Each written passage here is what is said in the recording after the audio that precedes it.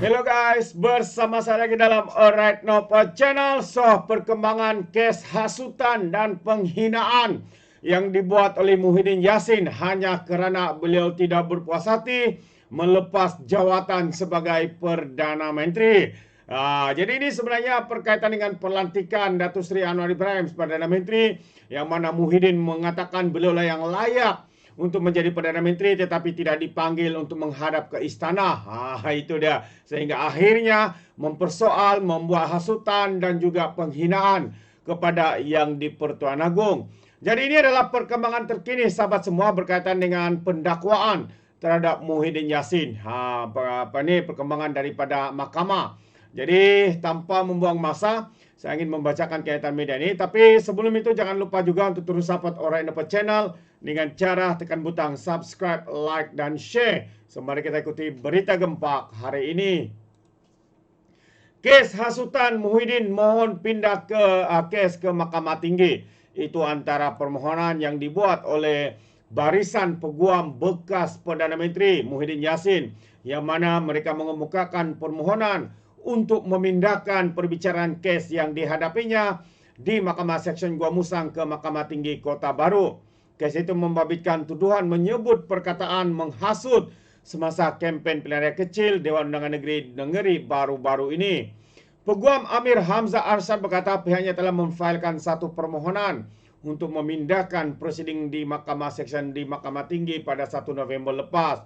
Katanya antara sebab kami memohon untuk memindahkan kes ini ke Mahkamah Tinggi adalah terdapat beberapa isu sama. Seperti isu sama ada Seksyen 34 Akta Hasutan bertentangan dengan Pasal 10 Perlembagaan Persekutuan kerana ia mempunyai kesan menyekat dan menafikan kebebasan bersuara serta hak rakyat Malaysia untuk berkongsi kisah pribadi dan menyatakan fakta dan rekod sejarah atau mengeluarkan pendapat. Kes ini juga akan melibatkan peranan yang di-Pertuan Agong di bawah Perlembagaan Persekutuan dan cara bagaimana Perdana Menteri dilantik. Permohonan terbabit telah kami failkan serta sudah menerima salinan permohonan dan menjangkakan pendengaran keputusan permohonan akan ditetapkan sekitar November atau awal Disember ini. Katanya kepada pemberita selepas selesai prosiding sebutan semula kes Muhyiddin berhubung perkara di Mahkamah Seksyen hari ini. Dalam prosiding yang berlangsung kira-kira 15 itu, Hakim Nik Muhammad Tarmizi Nik Muhammad Sukri menetapkan 15 Januari 2025 untuk sebutan semula kes. Pada prosiding sama, Nik Muhammad Tarmizi itu membenarkan permohonan Amir Hamzah supaya Muhyiddin diberi pengecualian daripada hadir pada tarikh baharu sebutan semula berkenaan atas faktor logistik. Kes dikendalikan 5 timbalan pendakwa raya diketuai Azlina Rasdi, manakala Muhyiddin diwakili 6 peguam yang diketuai oleh Amir Hamzah. Jadi sebelum ini, Muhyiddin mengaku tidak bersalah di Mahkamah Seksyen di Gua Musang atas pertuduhan menyebut perkataan menghasut semasa kempen PRK Dun Negeri di Dewan Undangan Semai Bakti Felda Perasu antara pukul 10.30 malam hingga jam 11.50 malam 14 Ogos yang lepas.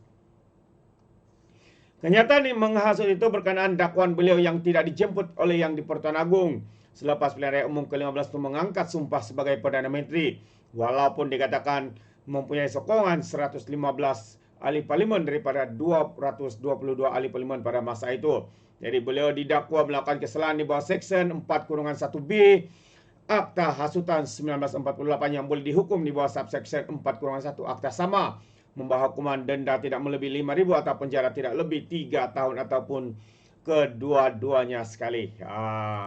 Jadi hari demi hari, pilihan raya demi pilihan raya, sahabat semua, kita melihat bagaimana pemimpin-pemimpin Perikatan Nasional, ya tidak kiralah daripada Parti PAS, Bersatu, ya seringkali menggunakan ataupun menyentuh isu-isu panas ya yang melibatkan isu 3R, bangsa, agama, dan yang paling teruk lagi seperti mana dakwaan terhadap Muhyiddin Yassin ini kerana mempersoal, menghina yang di-Pertuan Agong hanya kerana beliau tidak dilantik ataupun katanya tidak dijemput ke istana untuk mengangkat sumpah.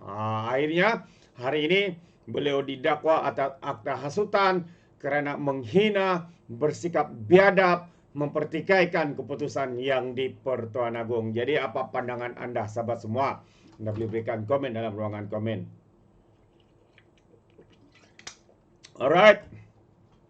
Jadi sebelum saya akhiri, satu lagi perkara yang ingin saya kongsikan adalah ucapan resis daripada Wan Razali. Jadi ahli parlimen Kampar mahu heret Wan Razali ke jawatan kuasa hak dan juga kebebasan parlimen.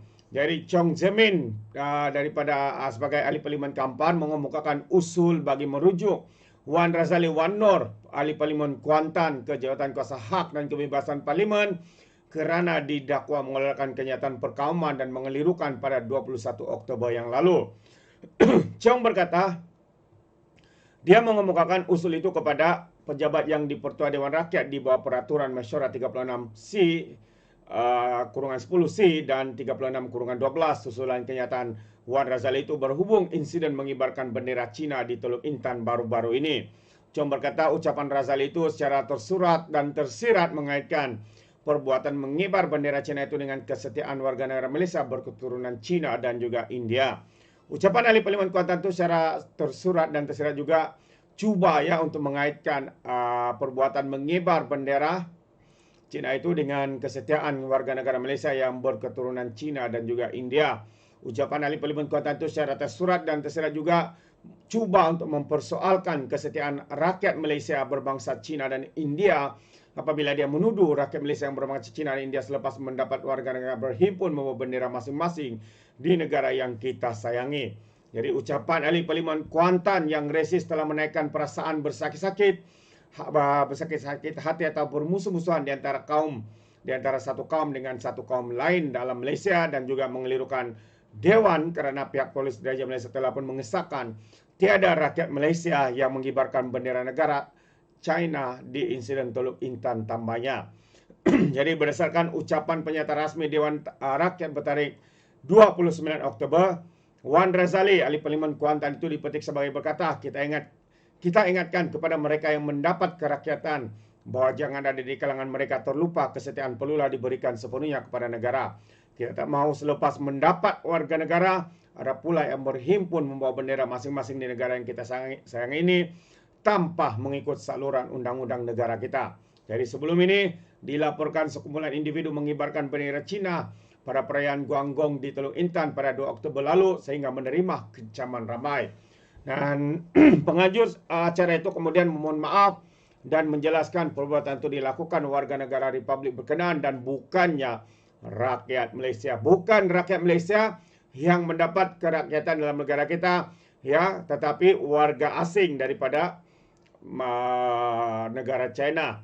Dan siasatan polis mendapati penganjur melanggar syarat permit kerana memberatkan warga asing turut serta dalam perarakan berkenaan. Jadi ini antara perkara-perkara yang berlaku. Yang pertama tadi berkaitan dengan Muhyiddin Yassin, kes hasutan dan penghinaan kepada Yang di-Pertuan Agong.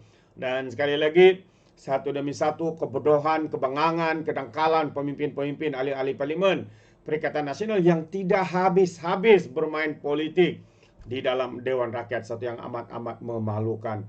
Jadi sahabat semua, terima kasih. Sekiranya anda mau berikan sebarang komen dan juga pandangan, ya anda boleh berikan di dalam ruangan komen. Jadi sehingga itu izinkan saya untuk mengundurkan diri. Dan seperti biasa, peribahasa mengatakan, tak apa-pun kangkap 2 ton keinginan.